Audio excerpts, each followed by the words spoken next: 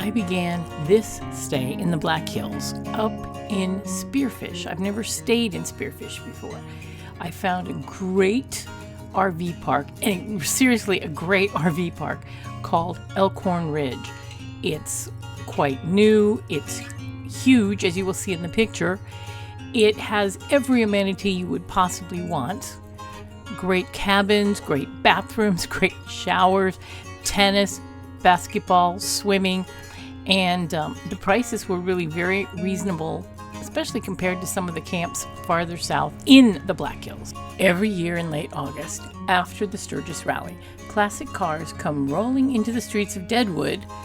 Muscle cars, classic roadsters, early automobiles. They fill the downtown area and bring tons of car lovers from around the country. This was parked across from me at Elkhorn Ridge, and I just found it fascinating, and I had to video it. Spearfish Canyon was formed over thousands of years by the Spearfish Creek cutting deep into the land and carving out the rock. The natural geological formations left behind are absolutely stunning, and you drive through this canyon where the stream cut through. As you drive, the walls tower above you on either side. This is Bridal Veil Falls. I called it Trickle this year because low rainfall causes tiny falls.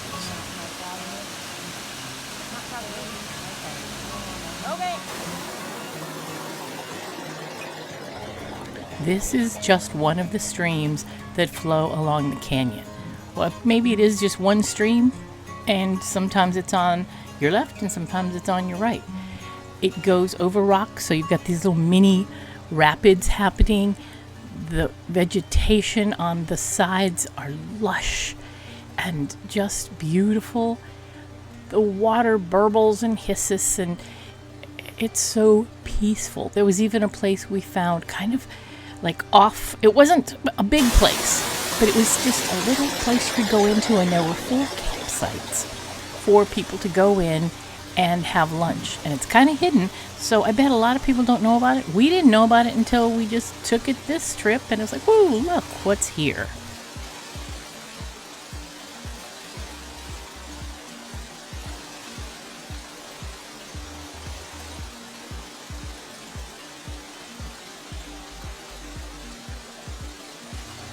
I think next time I come to the hills, I'm going to bring a chair with me. A folding chair, obviously. A camping chair. And I'm just going to bring it to like the area where I was standing to film this. And I'm just going to sit there and mellow out and meditate and be grateful that I can have an experience to see something this awesome. Anytime I want to go see it. It's there for everyone. Please go through Spearfish Canyon. And it's also a great place for hikers. And I don't know about biking, but people are biking there. I don't know. It's kind of a small highway. I'd pass.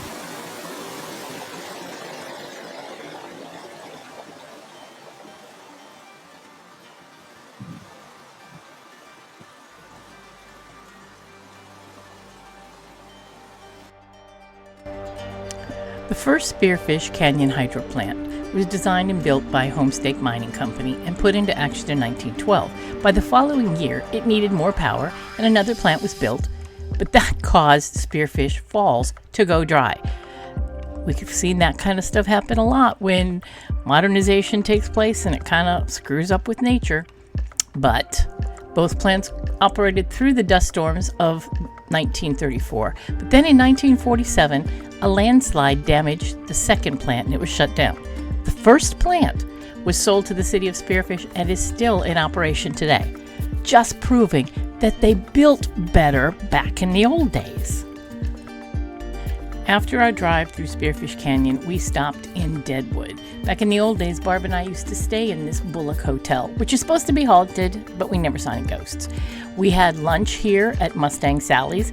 Not so much the best lunch in the world, but it filled us up, and the hot chocolate was delicious. Then we went back up to Spearfish.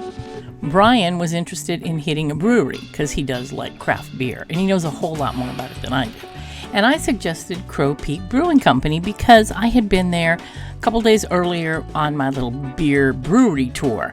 And I thought it was great. I loved the beer, I loved the ambiance, the decorations. It was really lovely. And Brian, Linda, Mark, and I, because Sue wasn't back from Wisconsin yet, really enjoyed this brewery. It was started in 2007 as a modest 5-barrel brewing on-site premises. And they brewed here, then they sold it elsewhere. In 2009, they moved to this really interesting building, and their brewing vessels grew in size, and they have become a top brewery in the state. Sharing the parking lot with Crow Peak Brewery is this Bee's Knees Natural Foods. We went in there and they have a great selection. It was amazing. And Bunky's Barbecue, we stopped, we got some takeout. The barbecue was good. My next stop was the town of Spearfish, and I wanted to try out the Spearfish Brewing Company. It's a very modern building. They have lunch served there because they've got a relationship with the restaurant next door, but the restaurant was closed, so no lunch for me, and lots of little families came in while I was there looking for lunch, and there was no lunch. They had to leave. I just had a few drinks. I did not love the beer, as you can kind of tell, and while the atmosphere was okay, it wasn't as warm and friendly as a lot of other breweries. Of course, I did buy one beer. Okay, a little bit outside of Spearfish, not as far away as Crow Peak, but, excuse the dog, was Sawyer Brewing. And as you notice, there were lots of other stores. And check it out, Black Hills Blade and Axe. They have a Blade and Axe store. This brewery was named Sawyer because the family that started it and still runs it today is a family of Sawyers. The Eddy family is the family that began this. Lee and his dad are loggers. But beyond that, the grandpa on both sides of the family were also loggers. And so therefore it just made sense to name this brewery the Sawyer Brewing Company. And the logo has 4 axes, 1 for each generation. I love that. The Knuckle Saloon and the Knuckle Brewing Company are located in downtown Sturgis. I went to Sturgis. I've been there before. I will not go during motorcycle 2 weeks, but I love to go afterwards and get shirts for cheap. This saloon is the only saloon that is also a museum filled with antiques and Sturgis memorabilia from the old days. It was voted at one point in time, I'm not sure when, the best food in the Black Hills. The Knuckle Brewing Company, which I did go to, was established in 2014, and the menu for the food was all developed around what would pair well with craft beer. I did have some food from there, and truly it was good food. Hot biscuit, Knucklehead Red, Black Lager, Trustbuster, and Buffalo Snot. This is a taste of their Runkle Road IPA. ABV 7% and IBU 75. Let's see how bad it is for me. Here we go. Here we go.